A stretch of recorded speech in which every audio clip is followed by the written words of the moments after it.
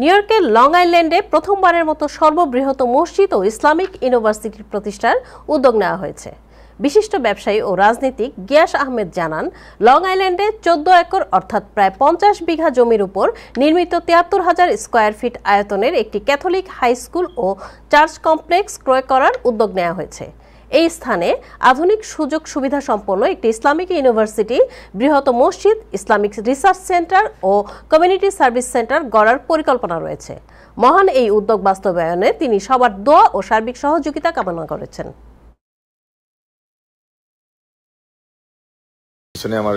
আমাদের এটা Catholic school এবং চার্চ, এটা আমরা কিনতে যাচ্ছি, সকলের সহযোগিতা প্রয়োজন। বিশাল 73,000 স্কয়ার ফিটের এই হাই স্কুলটা, ক্যাথলিক হাই স্কুল এবং চার্চ, এটা আমরা কিনতে যাচ্ছি এখন।